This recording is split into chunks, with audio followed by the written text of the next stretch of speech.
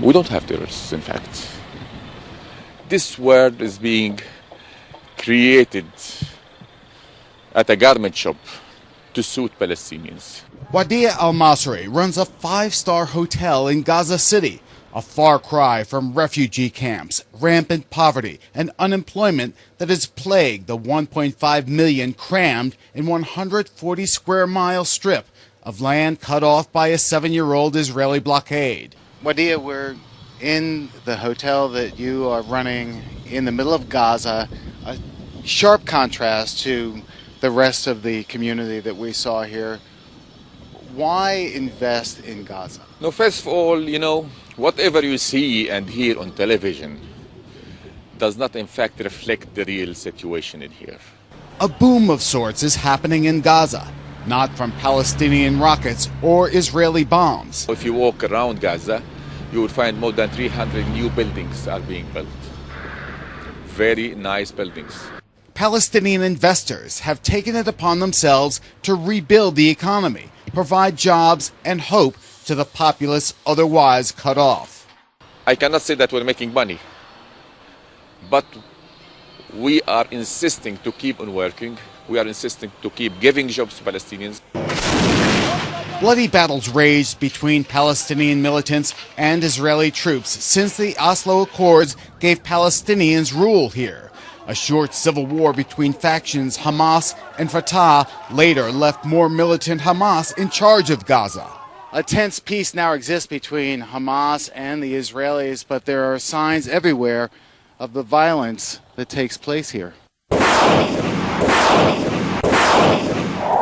Just last month, relative calm was shattered when Hamas fired 20 of 150 Qassam rockets launched by it and other Gaza-based groups, violating a year-old truce. 15 Palestinians were killed by the inevitable Israeli counterattack. The volatile relationship, a fact of life here.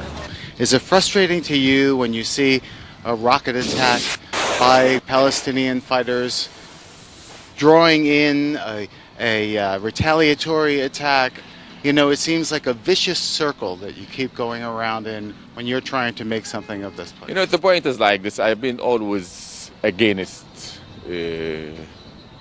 such acts completely, because I think by negotiations and talks you can get whatever you want. Past the blackened Sentry Tower and security walls strewn with graffiti, downtown Ramallah bustles with life. But according to some businessmen, unless there is a Palestinian solution, there will be economic collapse here. Driving through Ramallah is much different than when I was here last in 2004. There seems to be a lot of development. There seems to be an economic boom going on. What's the reality of that? You didn't see any development. You just saw buildings. That's not development for me. Development is creating jobs and creating a middle class. Zahi Houri, a successful Palestinian businessman. This is for me not what nation building is about. It's not about just more and more building. It's just I hope we will move those activities, whether it is day and night activities, one of these days soon to East Jerusalem. When I talk to Israelis, some Israelis, they say we don't want to have a relationship with the Palestinians. We want the wall and that's it. How do you deal with that kind of psychology? Well, they have a wall in their head, obviously. No normal human being would want to live surrounded by a wall. I mean, there are Israelis on both sides of the wall. How could they live like that? Palestinian Americans we met in Ramallah echoed that sentiment. If you can't go to see any places and you just came for nothing. Yeah, they live this is my niece. They live in Chicago and they came here. They have the Palestinian passport and they can't go anywhere. I can't go anywhere. It's basically either here or nothing. I remember in 2004 we were in Beirut for the Beirut Summit of Arab states to come to some kind of a peace initiative, and the summit was broken by the Passover bombing where many people were killed. You could see how some people might think these scars represent something where we open up to discussions and then we face violence. How do you stop that? Look what's happening in Europe today. You ask a German, he'll tell you, I'm European. I mean, the relationship between France and Germany, where they killed each other. Really, look at Germany and Russia. That's the kind of peace we need. And it takes mature leadership. It takes bold leaders to stand up and say, look, guys, it's behind us. We need to live together. The war is not an option. What are your greatest fears right now?